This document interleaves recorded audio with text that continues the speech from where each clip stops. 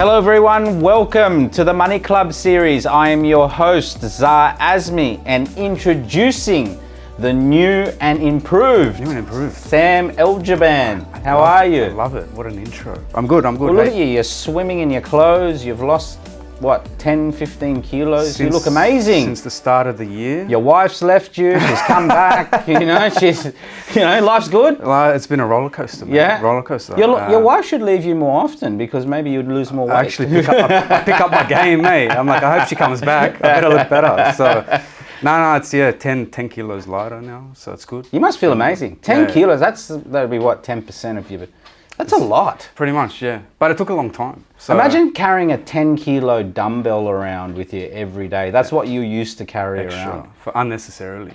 Crazy, huh? But it's not even it's how it makes you feel, I reckon. Now you feel so much better, like more confident, brings out a lot of confidence. So it's been a more energy.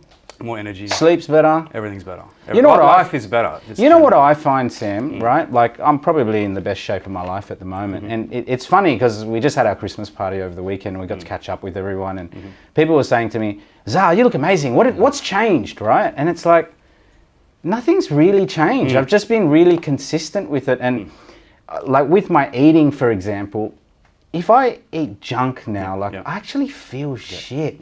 Like we went to Bay Vista, the dessert bar on the weekend, and I thought, you know what, I'll splurge. I'll get a big ice cream sundae. I got pancakes for my son, and obviously my son can't eat that much, so I ate his pancakes. And oh my God, the drive home, I just felt like shit. You wanted to sleep. Yeah, man. Yeah. It was just, but I felt sick. My body just wasn't used to it. So it's great. Like if you can get onto that train, like what you've been doing lately, and I've watched your diet and everything, and it's obviously working, physically, but on the inside as well, you actually feel better. I'm super proud of you, man. Thanks, man. Well, you did help me a lot. Having you come in with your massive forearms every day, I have to pick up my game, man. So it's you're a product of your environment. That's it. So, but it takes time. I think it's a good message to people. Like I thought I'd get it done in 12 weeks. A lot of people say, 12 weeks, just commit to it.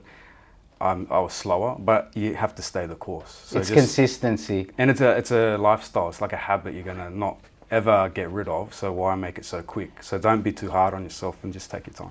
And it's like anything in life, right? Like this podcast is generally about business, but like if you apply that into your business, your work ends up getting better, and you probably enjoy your work a little bit more. Like I don't know, what do you reckon with your business? I think. It all plays into each other. So I think you got to get your physical well-being. It'll permeate into everything else in your life. You just feel better about going to work. You feel more confident dealing with people, and it'll reflect in the business as well. So and that kind of habit you put in place with your physical health, you apply to the business. You get the same thing. It's all long-term. It's sort of daily wins instead of a big win all the time. Like big wins are hard to do, hard to continue doing. So you do the small wins, which is sort of like getting into shape, just be disciplined, long-term, consistent, and you'll get the goals. So. And I think everyone's looking for that big win and that magic bullet, right? We always are. It's the easiest thing to get. But really, you just want to chip away at it. And whether you're buying property or you're building a business, just show up every day, buy 2 or 3 properties a year if you can. And, after 10 years, you'll be very wealthy, not just with money, but also with health and all of those sort of things. So that's why it's good to listen to podcasts like this. So you're sort of, absorbing that information from people that have done it. It's sort of like don't neglect the small and maybe boring things because they're actually the most powerful. That's the stuff that works. The smaller things done every day. We overlook it. We're always trying to complicate it, It's the easiest thing to do. The easiest things to do, but I don't know, we just don't do them. So, what are we talking about today? Today we're talking about you. Wow. You, amongst other things, but... Wow. A birdie told me the other day, I think you have a birthday coming up. Oh, do I? Is that right? Do I? Is that right? It's ages away, Sam. It's ages away. I'm still in my 30s. Okay, so when is my birthday? This Saturday. This Saturday I turn 40. And, still a long way away. So I'm in my 30s for a whole 3 more days, I think. But it's funny, like every time I turn, when I turn, say 30, for example, I always do a big reflection on the last decade. And so you do big decade sort of I ones do, as well. because I'm in property, I sort of think in decades. Yep. And look, I think in years as well, and I've got 5-year goals and all of that sort of thing. But I do think in decades, especially with, when I turned 30, it was like this milestone where, for example, I wanted to be a millionaire and all of that sort of thing. And, I hit all of those goals. And then, from 30 onwards, I was like, okay, by 40, I want to do all of these things as well. And it's funny, right? Like, because we're in business and we're always thinking about numbers and targets and obviously how much money you can make and how much wealth you can build. And it's sort of, when you get to this point, it's not really about that anymore. I mean, it's great that you achieve those goals. Like, I've smashed my goals out of the ballpark, but it really is about the person that you've become in that period of time. And because I've set those goals, what's happened is I've had to go through so many ups and downs to get to that point. And there's so many lessons there. And then you start reflecting, because now it's only, probably in the last 2-3 weeks, and we've had numerous conversations about it, how I've started to reflect on the last 10 years and also my whole life as well. But specifically the last 10 years because of that decade. And I think, wow, there are so many things I wish I had a 40-year-old Zah to tell the 25, 30-year-old Zah back in the day what to really focus on. Because really, I didn't have any mentors back then, and I was just trying to find the answer. And I went through so many different courses in life, and I just was like, wow, this is where I've ended up, and I wouldn't change it for a thing. And I think I've got an obligation to tell the next generation, or even people who are 35, 36, like yourself, and just say, look, don't focus on that, focus on this. And I've been through it. I know what's important, and I know what's not important. And it's funny, right? Because a lot of people that you do turn to for advice, they have a vested interest in something. They've got a hidden agenda. They either want you to buy from them, or it's going to benefit them in some way, and they don't really give a fuck about you. So I went through a lot of that. And it's funny, not a lot of it has to do with money. Well, like you said, the money was, I guess, the initial goal you tried to achieve. But by getting to that goal, all the character development, all that kind of stuff you went through to get there is the asset you've become. Well, I was in survival mode, right? So when I turned 30, I became a millionaire, which doesn't mean shit now. Like, your net worth is $1 million. Big deal. You know what I mean? Like, you can do that through property. The needle's moved heaps now. But like, and it doesn't even matter for me anymore. But it does, because it's not going to change my life. But I think when that occurred, I felt like I had money. And then what happened was I let certain people into my life, and I probably took my foot off the pedal in terms of working on improving myself and becoming more valuable to the marketplace. Do you think you got a bit complacent a bit? Like, you're like, you do. Okay, I got to the number. You do. You get a little bit arrogant, and then mate, the market disciplines you. You know what I mean? Like, people come in, they rip you off, and if you don't have enough value to bring to the table, then you're going to get pushed to the side. So I went through all of those learnings. So I guess this podcast could literally go for days. So what we wanted to do is, I guess, condense probably 10 points, which I've learned over the last, say, not just 10 years, but 40 years. Life lessons. And go, okay, this is what you guys should be focusing on. And there's more, right? And we might have to do another podcast, part two on it, but maybe after I actually turn 40. But let's get started on the first one. So this is a big one that I have a lot of, I wouldn't say arguments, but debates with certain people about school. So one of the biggest things that I think is wrong in society is, we all know that school teaches our kids bullshit, right? And now they're teaching them how to be, gay, gender fluid, binary. I don't even understand it, right? Unnecessary.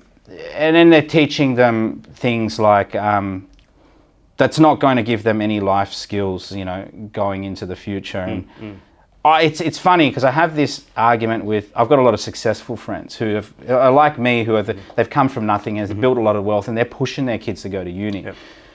And I've got to stop to understand why they're doing that, right? Because I do speak up about it and go, don't go to uni, just go to work. Like, leave school at 14, you know what I mean? Like, whatever.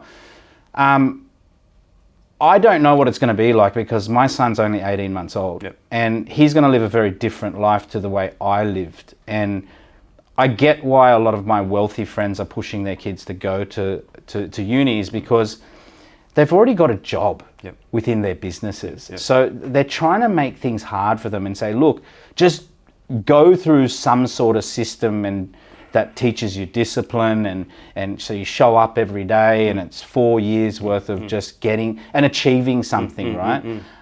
But the issue I've got with that is that, fuck, it just takes so much time. By the time you graduate, you're going to be 21, 22 years old. You could have been in the workforce for 10 years, right? And I get it, like it's hard to teach kids drive. So it's going to be very different to the way I grew up, where, you know, I left school at 18 and I just had to figure it out. And I just had to survive, right? Our kids aren't going to be like that. They don't really have to fight for survival. So it's almost like you have to put them into something so that they don't go off and just... keep them on a path. Exactly, because if they know that they've got wealth behind them from the family, how are they going to have the same drive as you? So it's this balancing act, right? But most of our audience are people that don't come from anything, and they're looking for the answer in someone like me, because they are in a position that I and you used to be in, right? So I actually think kids should leave school at around 12 years old. 12? Yeah. That young? Well, think about it, right?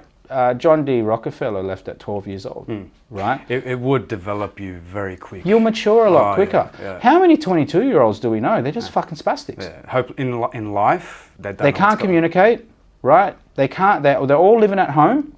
They can't do their own shit. They're not independent, right? Like at 22 years old, back in the day, man, you're a man. Yeah. You know what I mean? Yeah. So, or you're married, or you're having kids. Yeah. You're far more progressed in life. And because we're living longer now, we feel that, okay, well, we can baby our kids for longer. And I get that, because like I don't want my son to leave home at 12 years old, right? I want him to be with me forever. So I get why that has occurred. But realistically, if you want to be a beast, right, and you want to be someone who is respected in the marketplace, I actually think you should leave school around, say, 14, 15 years old and go and work. You don't necessarily have to start a business, but go and work, like work for 10 years.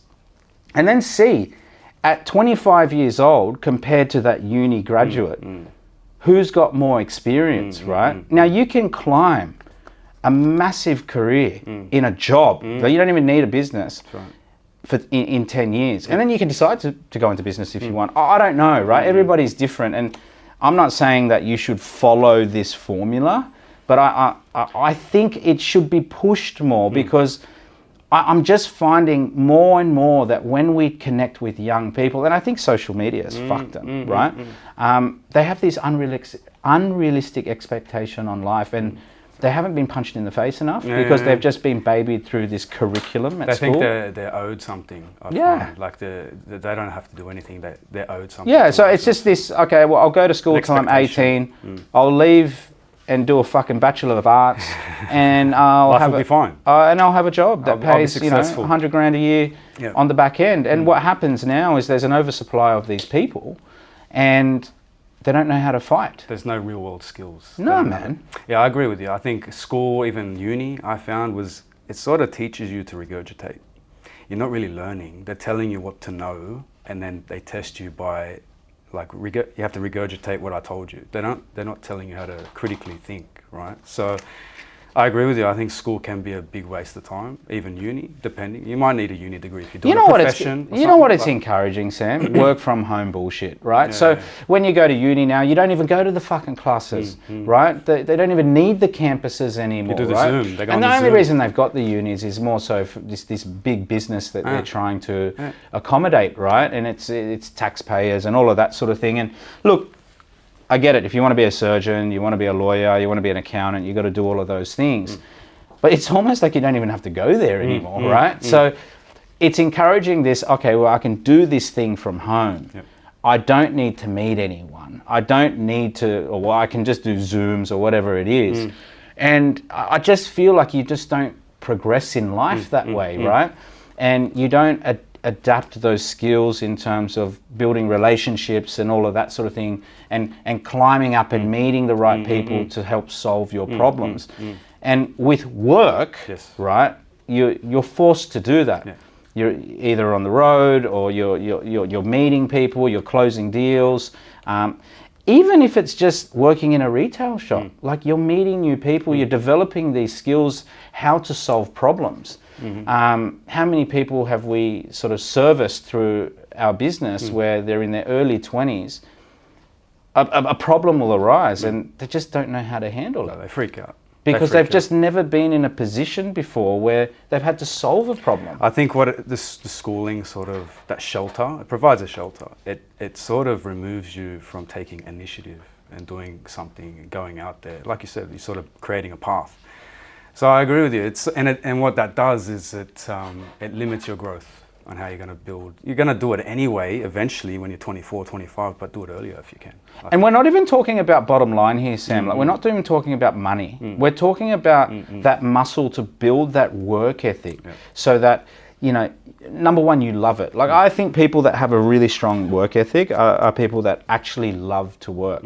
Like, I enjoy what I do, but even though there are times where it's extremely challenging, but I get home at the end of the day and I feel like so fulfilled that I got through it. You know what I mean? And you're solving problems. Like this year's been very tough, right? You know, interest rates have been through the roof. Construction prices are they're sky high, and our margins are getting squeezed every day. Clients don't understand it, and you know, we're just not making as much money as we used to, and it's harder to do deals. But I'm genuinely very fulfilled at the end of every day. And this is what we need to learn, because what kids are going through with school, like the majority of them hate it, right? Because they're learning about shit that they can't apply in real life.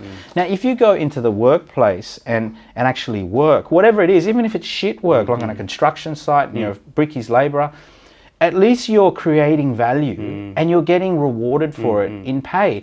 And you're feeling the pain of how hard that work is. So you try and work your way up so you don't have to lift the bricks anymore. You become the supervisor, right? And then you become the supervisor, then maybe you become the developer or whatever it is, right? Or then you start directing the trades. Like, this is what I say to a lot of young people, like my friend who has these kids that are about to go to uni. I tell them, like, don't go to uni. Go work on a construction site, right? Because then you know what hard work is like, right? And then you'll know that, okay, fuck, I've actually got to do something with my life so I don't end up here. And is it uni? It could be. I don't know, right? But I just think you can do both. Right? So I'm not saying forget about school, but I think, okay, you're going to go to school and you're going to do that 9 to 5. Go stack shelves 5 to 9 somewhere else. Like, when you're young, you can do that. You don't have kids, you don't have a mortgage. Go fucking do it. Like, how many people do we have come into our office and go, oh, I don't like what I do, and you know, I want to do something else. And it's like, okay, well, what do you do when you finish work? Oh, I just go home, go to the gym. I don't, you know, really do much. What do you do on the weekend? Oh, I just hang out with my friends. I go to the pub, you know, go out. And it's like, mate, you've got so much time. You could have another full-time job doing something else, and forget about the money. Think about the people that you'll meet. Think about the skills that you'll acquire. You know what I mean? And you can go into a space that you want to work in at a lower level. You know what I mean? Like, I think that comes back to people don't want to do that. They don't want to face some pain if they don't have to. See, that guy doesn't have to. So he'll avoid it. He'll just complain, but he won't go and change it. And we live a good life here in Australia, right? So there's nothing forcing you to do it. But this is the way I look at it. Is you got to operate like someone's got a gun to your head and go, okay, well, if you don't work 80, 90, 100 hours a week, I'm going to pull this trigger, right? Like, and that's the way you've got to operate. And then that's where you change, you know what I mean? So I just think that not enough kids these days have a gun to their head. And it's up to us as new parents to go, okay, let's fucking put a gun to their head. Like, not literally put a gun to their head, but just say to them. Put some pressure. Put some pressure on them. Like, you can't live in this fucking house unless you fucking work 80 hours a week. Okay, 40 hours a week's going to go to school, but the other 40 hours needs to go to work, right? And we need to instill that work ethic, because as a nation, we are extremely unproductive. We've had low rates for so long. Everyone's a lazy cunt. No one wants to work, right, above 38 hours a week. So what's happened? Our country is less productive. You know, when we look at how the roads don't get built in time and all that, what do you think that is? Unproductive. Everyone wants fucking $100 an hour to stand there to hold a fucking lollipop sign. You know what I mean? So like we need to become more productive. We need to want to work. And I believe that comes from a very, very young age. You and I are very blessed because we've come from nothing. So we had no choice, right? We didn't have it easy. But the problem is a lot of these young people have choice, and it's up to us is to go, well, hang on, I'm going to give you a fucking choice. I'm putting a gun to your head. You got to create the artificial pressure for the kids now. You have to make them perform. Otherwise they'll be coddled, you know. They'll be weak. Yuppie, weak sort of kids. They'll be weak. They'll be weak. Let's move to the next one. So another thing that I've learned is take risks. It's a good segue from that's what they need to do. Yeah. Well, take risks means fucking just do something. So how many times have we heard people go, oh, I'm thinking about doing this, I'm thinking about doing that. I've been thinking about buying a property for the last couple of years. Don't know if it's the right time. I want to start a business, but you know, I sort of, you know, I feel safe in my job. If I look back on my life, I think in my 20s, you know, obviously I've taken a lot of risk, and I still do till this day. I've probably got to take a more conservative approach now, but the earlier on you can take risks, the easier it is to deal with failure. Yeah. Well, you got time to make it back up. Yeah. And I think the younger you are, the less responsibility you usually have. So you don't have those bigger, like right now you have a family. So taking risks now is a bit harder than it was at 30. Of course. So you'd rather have gone all in at 30, which you sort of did. But a lot of people don't. They'll keep delaying because they don't want to. I think the way I've come to look at risk is like, you sort of have two outcomes, and they're both positive if you look at it. I think it's a mindset thing as well. This is actually a really good one for you, because like I smashed you on this, you know, years ago. Well, you're an accountant, so you're wired to we're not trained. take risk. We're trained to deal with clients and make sure there's no issue. So we don't, like, there are creative accountants and, you know, proactive ones and practical ones. And I've become one of those, right? But we're sort of trained. There's a law. You stick by the law. You don't bend the rules or anything like that. You just got to look after the client, be conservative. Clients want you to be conservative, all that kind of stuff. So it's sort of drummed into you to be like that. But it doesn't get you anywhere when you're trying to, get ahead. You sort of have to do things other people aren't willing to do, all that kind of stuff. But I think taking risk is one of them. And the way I've seen risk over time has changed. So I used to be terrified taking a risk. I'd have my money. It took me a long time to get. I don't want to part with it. So taking that change in attitude and deploying that money was a big thing for me. I saw it as a big risk. But now I've come to learn risk is there for a reason, but there's two outcomes. You'll win and succeed by taking the risk, or you will learn if it doesn't go to plan. So I think if you come up with that outcome, so there's actually no risk. There's no risk. So if you, like, just say I parked 80 grand into whatever it was, it did nothing, I sort of lost the money or I didn't do anything, I'll be like, okay, well, I know not to do that, and I can redirect. And I actually went through a really big lesson yesterday regarding this. I haven't even spoken to you about it yet, and we'll probably speak about it after. Yeah, we'll regroup off air. But it was a big deal that I did a couple of years ago, and I just got a valuation back on it, and it didn't move. Oh, really? Okay. Right? Like, it moved, but not by much, right? And it was the first time I did that particular type of strategy, and I was like, okay, well, I didn't beat myself up over it. I just was like, now I know that's probably not what I should do. I sort of know where to focus myself now. And so I still go through it this day. And like, I rather have had done it so I can actually vouch that it didn't work for me, or it wasn't as good as something else that I could do. So now I've got the power to move forward with a little bit more confidence. So what we're trying to say is that when you're in your 20s, for example, take as much risk as, obviously try and make it as calculated as possible. Course, yeah. But even if it's something small, like, I've been thinking about producing a podcast. I've been thinking about releasing some videos. And it's like, well, why don't you just fucking do it? Because it's always going to be shit.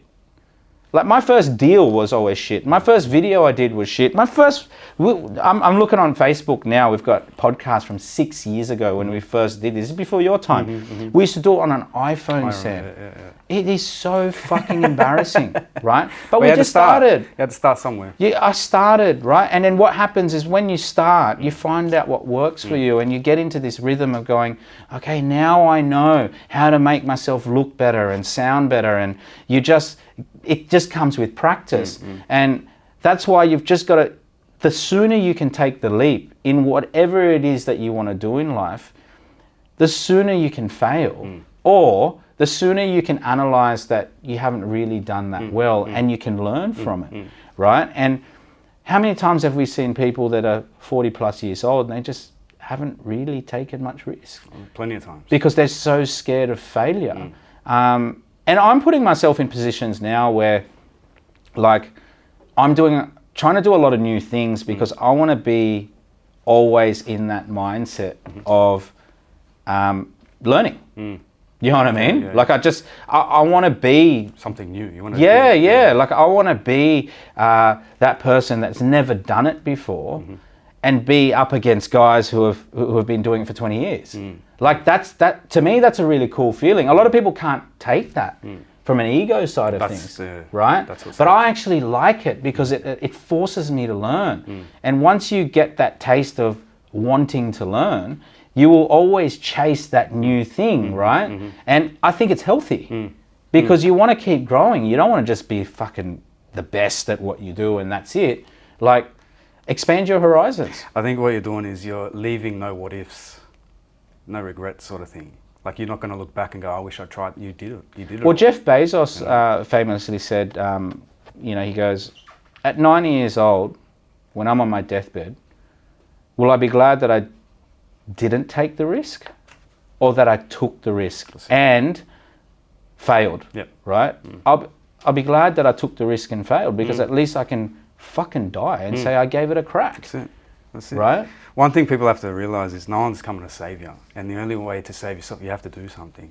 Like, if you keep thinking something's going to happen, you win the lotto, you get an inheritance, and you just keep waiting for that to happen to, nothing's going to. You got to input yourself into the environment to make something happen, which is a risk. And you don't want to start at 40. No, and then you're too scared to do it. Because you haven't developed the muscle to take risks. So now, I've got kids, and then I've got to take a more conservative route. But mate, I'm still going to take risks because it's just in my blood. Like, I actually love risk now.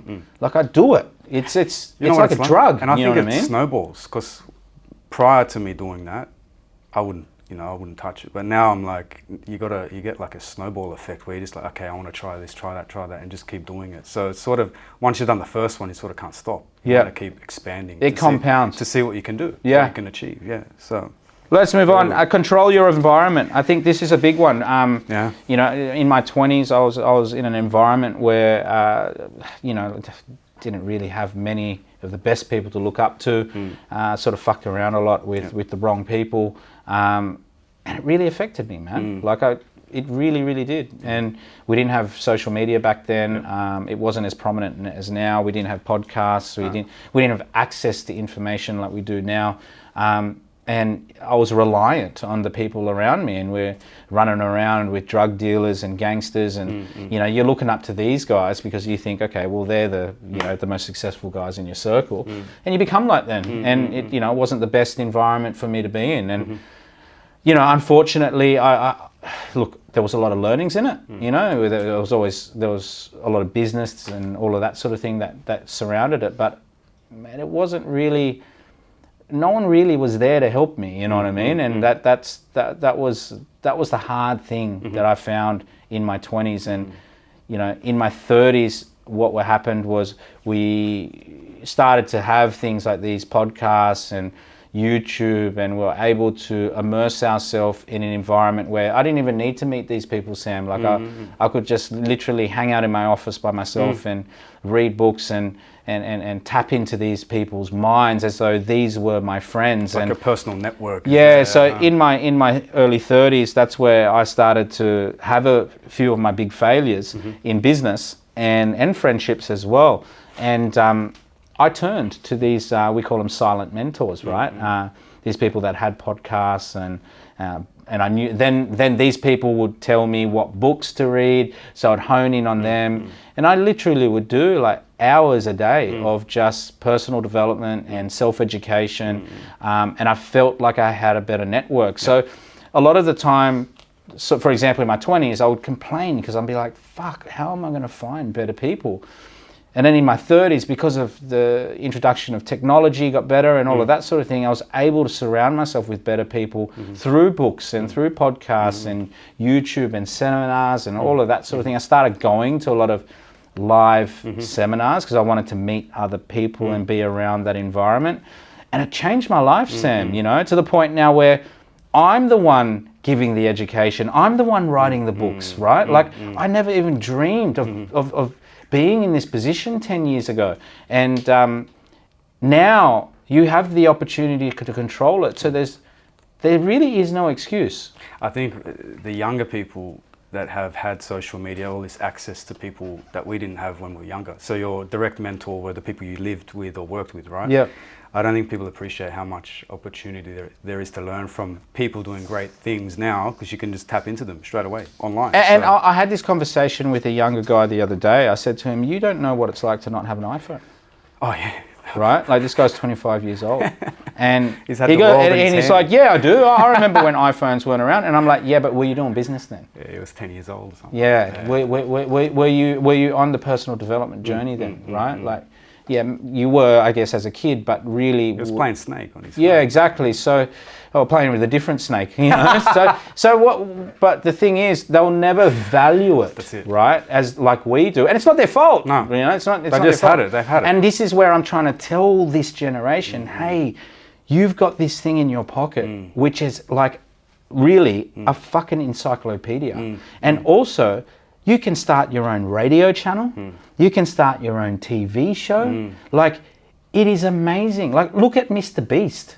Yeah. Like, the guy is a billionaire from being a YouTuber. He's not a real estate guy. Yeah. You know, he gives back to like lots of charities. Like, that guy started just from an iPhone, right? Like, and I'm not saying you need to become a Mr. Beast, but there's opportunity now that we never had. Like, if you looked 15 years ago when I was 25 years old and said, okay, you can start a YouTube channel and become a billionaire, you go, okay, what are you selling? No, just start the TV show make videos, and you'll be a billionaire. Like, you'd laugh at it and go, no way. Right? There's no billionaires then either. Like, it's exactly. Just all a new phenomenon. And look at where we are now. And this is where I think these younger people really need to take that into consideration. Like, we used to literally have to kick down doors to get business.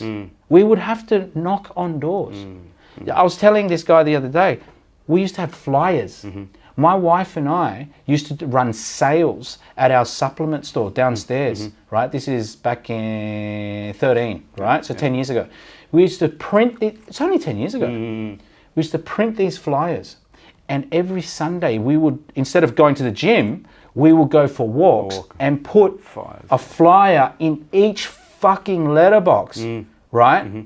That's what we had to do to get business, to get people to come to our shop, right? Now what do? Online. Do a video, pump it out to 1 million people, and then what happens? The phone doesn't stop ringing. Do you know how fucking easy that is Compared now? to, Compared to before? So you see the and because massive value. because the young people haven't had to go through the fact, go and print flyers, go pay for them, and then we used to pay people to go and drop them off, thousands of flyers, right? It's just, it's mind-blowing what you can do now, and that's why I look at it and go, fuck, I'm going to capitalize on this shit. And you young people that don't want to do it, don't worry, I'm going to take your business, right? And that's the way you got to think. And this is the environment we're in now. It's competitive. So, you know, surround yourself with people who are fucking winning. You know, and want to see you win. I think, and going back to like control, like in your environment, you got to work out what you can control. So that you can control the technology, you can utilize that. So don't focus on things you can't control, because that's where you're going to go into depression. You'll get sad because you're trying to control things out of your control, like the economy. No one can dictate what's going to happen, but you can control how you're going to operate your business or your property portfolio, whatever it is you're doing within that realm. So don't try and control things out of your control, because you're going to be very sad. And on being depressed and sad and stuff, don't follow or listen to people who are just flaunting their shit.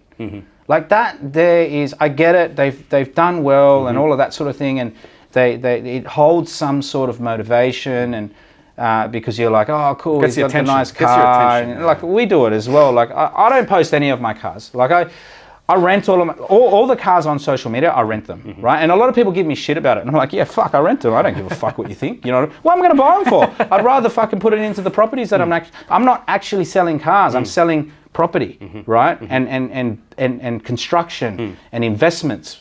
So the thing is, these guys who are flaunting their wealth through cars and their holidays and all of that stuff, which is good because I do all of that stuff as well. It's good in a way if they're telling you how they got it, and they're helping and educating you how they got it. If they're just flaunting it just for clout, I recommend not following those people, because they're not helping you. It's going to make you feel shit. It's going to make you feel shit. They're not helping you, they're right? Not guiding you how to get there. Yeah, they're saying this is what I've got. They're just trying to make you jealous. Be jealous. Right? They're just trying to make you jealous. So that's another part of controlling your environment. Like, I try and stay away from that, not because it affects me. Like I actually don't care, I'm not jealous because I have all of those things anyway. But the thing is, what is it doing for you? How is it serving you? Like when you're absorbing that content, are you just going, oh fuck, I should be more ahead than what I am? Or am I getting that and going, this is how this guy's done it. He's actually telling me how to do it. Right? Like I've got a friend, he's got a $1.5 million Lamborghini, right? He sends me pictures on this thing all day. Like he loves this thing. He fucking loves this thing. He actually hasn't picked it up yet. He wants me to go and pick it up with him, right? But the guy helps me build property. So, and he provides so much education behind. He was one of the best mortgage brokers in the country. Now he's a big time developer. He's helping me, right? Like, and I don't aspire to have a Lamborghini. It's not my thing. But like, I don't mind absorbing his content, and that's private content because he just sends it to me. He's not on social media, but I don't mind that because he's actually showing me the way through business and development and construction and finance, and I learn a lot from him. He's 15 years older than me, right? But then I've got people in my network who just send me photos of their Lambo, but they're actually not sort of sharing any education with me. They're just trying to show it so they're one up from you, right? And I congratulate them, and you know that's great that they've done that. But the issue is, it doesn't affect someone like me, but it will affect someone who is maybe a little bit more weak-minded, who can be susceptible for that. And then all of a sudden, they get depressed. And they go, fuck, I'm not as far ahead as I should be, right? And they're not fulfilled in life. And this happens with women as well. Like they follow these girls with unrealistic looking bodies and all of that fashion sort of thing. And designer things. And they get depressed. And you know, like, so this is a really good example of control your environment and stick with people who you can really connect with and learn from. Be careful who you consume from. Yeah. Big lesson.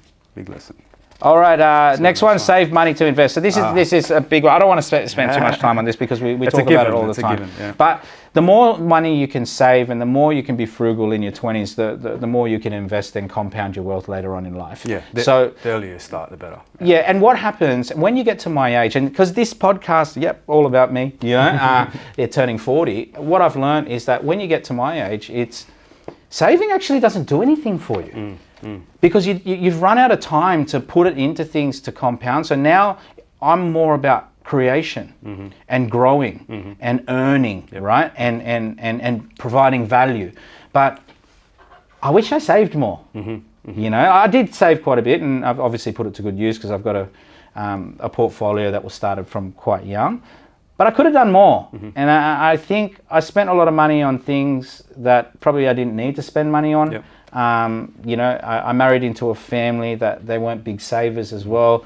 So it was really hard because I sort of felt like I was alone at the time, trying to be frugal, eating tins of tuna and all of that sort of thing, not going on holidays and all of that sort of thing. But I think, you can get to a point where you can be too frugal, right? Because you can only save so much. But getting into that habit early of saving, so for the purpose to invest, I think is a really good habit, because then when you get to my age, you really do value the money and the dollar, and you start thinking, okay, well, where do I put it? You know, it's the basis of all wealth creation. You have to do that. You have to save in the beginning stages. You have to budget. You have to save a bit of excess throughout each pay, but then you have to deploy it. So that's the thing. I think if they haven't read it already, maybe they can listen to it online, like an online book. It's a bit dry, but the message is very. You would have read it, Richest Man in Babylon. Yeah. He's got a good message, and the message really. It's fucking boring, but like boring, you got to do it. But what he says is, and I like how he uses an analogy, like when you make money, save money, they're like your army, some soldiers, and you deploy them into battle to go and capture more soldiers. So that's what you're doing. You're going to build a little army, send it out into the market to get more money for it. And claim more, soldiers to bring back to you, and then you deploy it elsewhere. Yeah. So I like that analogy. So that's all it is. It's all about, you just got to be, I would say, conscious of your money and your spending. It's just financial education. Education, really, as early as you can, get into that good mode, because the earlier you do it, the earlier you're going to be able to stop working hard for the rest of your life. You talk to any 40-year-old, and they'll always say, I wish I saved more money. Yeah, and earlier, when I was like 19, instead of blowing it all the time on the weekend. To be honest with you, I bought my first property at 24. I wish I bought it at 20. Yeah, see, everyone has the same idea. So, lesson is start early. Let's move on to the next one, which is your favorite. That's my favorite, yes. Learn about taxes. So taxes is, I think it's so overlooked. Yep. And because we deal with a lot of people who are self-employed, they don't learn about it. And you know, it's funny, like, I still learn about taxes till this day, because what do you say? New levels, new devils, right? Yeah. So there's always something to learn in terms of how to be more creative with your taxes, how to minimize them. And look, we do have big tax brackets here, and it's the price that we pay to live in such a great country. And it's only fair that you pay your fair share, but it's smart to learn about it as early as possible. And unfortunately, a lot of people don't learn about it before they go into business, for example, like I did, and same with my wife. Jade was, got smacked with a big BAS bill, and then also an income tax bill, and we just didn't learn how to use where to put expenses and all of that sort of thing. So you need to learn about those sort of things and make it a lifelong journey.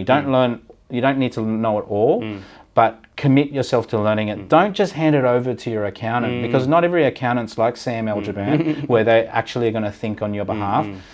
You really want to be the one instructing your accountant, this is what I want to do. Yeah, and I try and teach my clients anyway, because the less questions they have, the easier job I have. So over time, I try and tell them so they understand the situation. So if you don't have an accountant doing that, it's a bit painful. But yeah, taxes, pretty much the biggest expense you'll have outside of your home or rent. People don't realise it though. They don't see it. So as an employee, you go to work. It's taken straight away. It's taken straight away. But you could be paying 30 grand a year. And people in business, I think, obviously, it hurts them. You see it. Yeah, because you're responsible for paying it, right? And I didn't really really appreciate it until, you know, we actually start making money and you just go, fuck, I really needed to put some money aside for that, you know. And tax, I think a lot of people see it as negative. I get it because it's a cost, but I remind people, especially if it's from a capital gain or something, they're like, I have to pay tax. I'm like, it means you did well. Well, you made a profit. You made a profit. So when you're paying tax, it means you made a profit. Yeah, you can minimize it. There's ways to do it, but don't always feel bad about it. I always admire people with the biggest tax bills. Well, they made the most money. Yeah. You know, so it's not a bad thing, but yeah, it's something to be conscious about. You can keep it very simple. You don't have to overcomplicate things. People always look for the most cutting edge, and I get messages all the time about very minute things. Like it's very simple. All you got to do is, if you're in a job, you know, make your money, save it, invest. If you're in business, make your money, take it out of the company, invest. That's all you got to do. So longer term, yes, tax is a problem, but it's sort of going to hit you anyway. So don't focus on that so much. Try and minimize it the best you can, but it's what you do after. You can't not pay tax. You can't not pay tax. Yeah, so you have to pay tax. Part of life, and that's what we need to learn. It's a fucking part of life. It's not going away. So don't like get someone that's going to help you with the taxes. Yes, but it's sort learn of more, about it. Learn about it. It's more important what you do after you get the money. After tax, that's going to really set you up. And it's a lifelong journey. That's it. Right? Like I said, like I'm still learning about it after 15 years being in business. I learn new things every day. I read up on it. And, you know, I call you all the time with questions. So develop a great relationship with your accountant. And if you need a great accountant, we know give me one. A buzz. Yeah, give Sam a buzz. But we're going to move on because Sam's going to get very aroused with that topic, and we need to keep moving. So this is probably your forte. Yeah, develop relationships. So if I can look back in the last 10 years, you know, it was about numbers and trying to hit targets and all of that sort of thing, trying to do more sales, trying to create more businesses. I think the greatest investment that I've had over the last 10 years have been, or even the last 20 years, have been the relationships that I've built along the way. And like, we see it in movies sometimes, Sam, where, you know, like someone needs to get something done which is a little bit outside of the box, and then they'll go and call on a friend. To that guy. They know a guy, right? And they'll go to that guy who they haven't seen for 2 or 3 years, but they've got this relationship of, you know, from 15, 20 years ago, and that person is willing to do whatever that person needs to get him that piece of information, or maybe he needs to get a specific type of weapon or something like that, and then he hooks him up, and then, you know, it's a favor that's been done. It's very similar to my life, right? Like we needed, you know, the other day we needed someone to work private security for us, and I hadn't seen this guy in about 12 years, right? And I thought, you know what, he'd be perfect for the job because, you know, like he needs to work, but like we have a great relationship. I haven't seen him in ages. It's probably a really good excuse for me to catch up with him anyway. Yeah. So I took him out for lunch. We caught up, and it was like we never left each other, right? And me and this guy were like inseparable back in the day in King's Cross. Anyway, I said to him, I go, mate, we've got this event on, you know, do you want to come on board and just, you know, just work for the day, hang out with us? It's just easy work. And he goes, mate, Zah, anything for you, right? Exactly. And that's because of the relationship that we've had from so long ago, right? And we did so much together back in the day, right? Like we got caught with steroids at one point, right? And mate, he just fucking took the rap. He took the rap for that, right? And I will never, ever just go, I'm going to turn my back on you. So I looked after him, like for ages, and he knew that, right? And we've been so loyal to each other. So we've developed that relationship over a period of time where there were some hard times that we went through, but that's what builds character. And it doesn't have to be as extreme like that, where you get arrested and, you know, like you're going to go to the jail and all of that sort of thing. But the thing is, what's beautiful about it is that we went through a few problems together, but we never turned our backs on each other, right? We always took bullets for each other, and I've done that with so many people over the years that I can call them up now and they will do anything for me because we've just been good to each other. Relationships are strong. Relationships, because Muhammad Ali had this poem that he wrote, and I don't know it word for word, but he was saying something that we can all make money and invest in things like gold and pearls and riches and jewelry and all of that sort of thing. But when shit hits the fan and you get sick, is that piece of gold going to help you? Or is the friend, the relationship that you've invested in going to help you? So for me, it's more valuable than my property portfolio. It's more valuable than my business. It's more valuable than my bank account, right? And this is what a lot of people miss. Yeah. They get materialistic and they worship things like cars and holidays and all of that sort of thing. No. It's the people that you love. And when I say love, this can be through business, this can be through your personal life. So for me, the greatest investment that I have are the relationships that I've built in the last 10 years. Because I know I can turn on those people when things go bad or even when things go good. I can share it with them. I think it's probably the most underrated sort of asset you could have is strong relationships. Well, you know People are willing to do something for you when you're in a time of need. You know what the trouble is now? People think they have a relationship with you over social media and that's enough. Let's do a Zoom call. No actual bond. Right? Like there's no history, no nothing. Get face to face. You know what I mean? It's very underutilized. I don't think people really see how important it is. We see it because we've sort of been through the transition. We were sort of operating before social media, and you sort of had to, there was no other way, you had to do this stuff. And now we're going through like time, and we can see now how people operate, and there's no connection at all. There's no loyalty at all. Biggest opportunity for the next decade is building relationships because no one's actually doing it. No one's doing it. I saw this nice quote, this guy said, people buy from people they like. So go into a commercial sort of area, so people buy from people they like. So I think half the clients deal with me because they like me. I'm not the most smartest tax accountant there. There's you're actually quite dumb. I'm dumb, man. I'm dumb. I know what I need to know for my clients, right? I'm no tax expert. I'm no tax lawyer, but I know what I need to know for my clients. Yeah. And I do the same stuff as my clients, small business and property. So, but I think most of them deal with me because they like dealing with me. You're one of those rare accountants that can actually talk and willing to listen, right? Not just about taxes.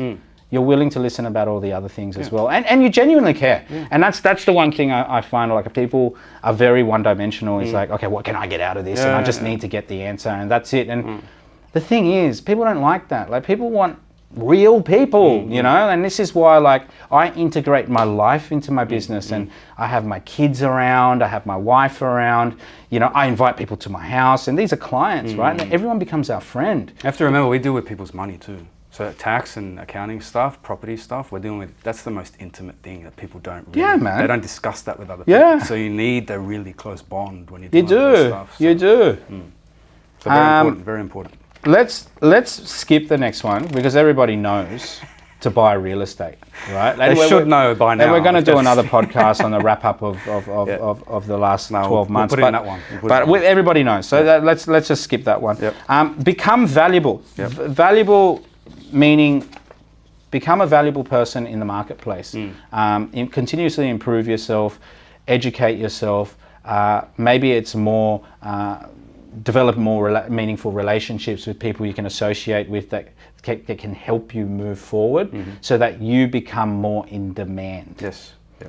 So, you know, that I guess isn't drilled into us enough because everyone's taught to, you know, maybe just get a degree, get a good job, have your weekends off, and it's all about what you can take from it, what you can profit from it.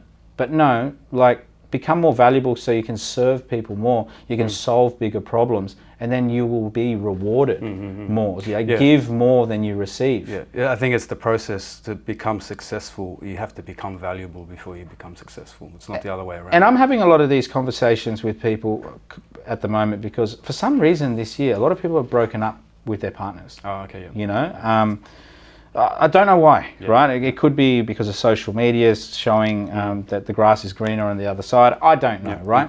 But what I'm trying to advise, obviously the men, because they're our friends, right? I'm trying to advise them to go, okay, well, if your wife has left you or your girlfriend's left you, become a more valuable person into the marketplace. Like, be that person that some people need to turn to. Like, as a man, I know as a man, I had this conversation with my wife Jade the other day. As a man, you want to be the guy that people turn to for advice and mentorship as you get older. Like it is. Like I watch my father go through it. I watch people yearn for it when they don't have it, and they sort of overcompensate by saying, "Oh, you should do this. You should do that." Like I do think males need that recognition of, okay, I've done something with my life, I've been through the fucking hard yards, so I can now advise the next generation. Now, you need to do shit in life to become that valuable person, right? Like, I was talking to this guy over the weekend, and he's a very good friend of mine, and he's been in, like, I reckon he's had 300 fights, he's 45 years old, he's got two knocked out teeth, like he's been through the wars, he's got cauliflower ears on both ears, he's fucked, right? But great guy, and he's got so much experience and so much knowledge on injuries and all of that sort of thing. Like, he's an interesting guy, like he's super valuable if you're looking at getting into that sort of realm of industry, if you're thinking about doing it. And look, I don't want to be a professional fighter or anything like that, but it's just interesting, and he has value. So he can teach a lot of this younger generation that sort of look up to him, and he enjoys that. Like, it makes him feel good. Like, he's fulfilled by giving that advice. So this is not about making money. This is about actually, enhancing your mental health later on in life. Like, be that person who's valuable, so people turn to you and go, hey, just want to get your, like, it feels good, right? It's satisfying, very satisfying. Even when I ask you, Sam, like, I go, okay, Sam, I need your advice on something, I'm thinking about doing this, doing that. Like, yeah, I'm a pain in the ass, right? But you must feel good. I screen your calls now. Yeah. You must feel good, right? No, it does. Like, I have something that you need or want, and it's like, okay, I'm happy to, man. Like, if it's something I have that someone else doesn't have, I'm happy to share if I can help you. Yeah. So it's definitely becoming valuable. I saw Chris Rock. You would have heard this thing, which sort of plays into this topic. He says women, and I think he says puppies, are loved unconditionally, but men aren't. They're loved to the extent they can provide, which sort of translates to value, to how much value they can provide. And going back to what you're saying about some people, breaking up, I think the first step, if you're with someone, is to become the most valuable person you can be to your wife or your husband, because that's where everything stems from. That's where it starts. So if there's issues there, it's like, okay, well, you might not even be excelling in the other areas if you're not excelling with your partner, because that's where you should provide the most value. Well, I feel like they stay with you. I feel like that's the foundation, because that's who you spend the most time with. That's it. And if you're not performing there, you're not going to be performing outside, as to the best of your ability, potentially. So anyway. No, I agree, Sam. I agree, and we're very blessed to have wives that where we have great relationships with, because it all starts at home. Let's finish off with the last one, which is just be a good person. Yeah, a lot of people aren't these days. Oh, so it's very easy to shine if you really want to. Just be nice. I feel kind, giving. Yeah. So there's two sides to this, right? Like, I am disappointed that I feel like we live in a city where there's I'm not going to say there's a lot of bad people, but there's a lot of people that have ill intentions and that are very greedy, they're very arrogant, and they're very difficult to work with.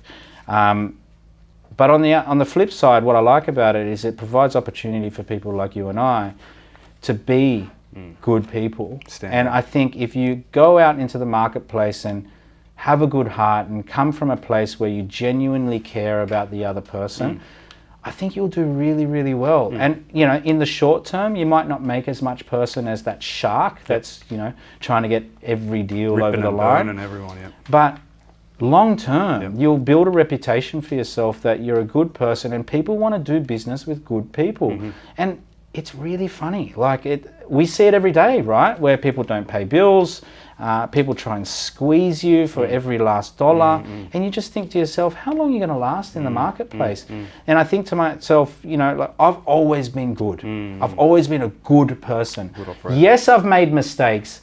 Yes, I've done the wrong thing at times, but I've learnt from it. But at the end of the day, it's always come from a good place, and it's always come from wanting to help and wanting to serve and wanting to solve problems.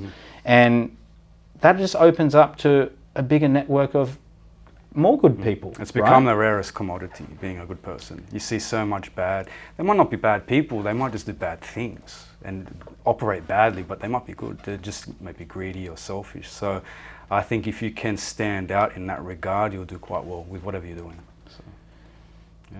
All good. 40 years old. All good, man. 40, All good. 40. So I'll see you in 10 years, Sam. I'll probably have a head full of grey hair. Or maybe I won't even have hair in 10 years. But Who knows? Who knows? Who knows? Hopefully we can keep this physique going. I'm sure you will, man. I'm sure you have to for me. Yeah, So I can keep up. yeah. I've got to lead by example, right? But yeah, the last 10 years have been amazing. And like, you know, my company, Luxland, is hitting 10 years next year. And I want to take this opportunity to really thank our supporters and fans for keeping us going, because we actually do this for you, you know, and it's super rewarding seeing all of you succeed.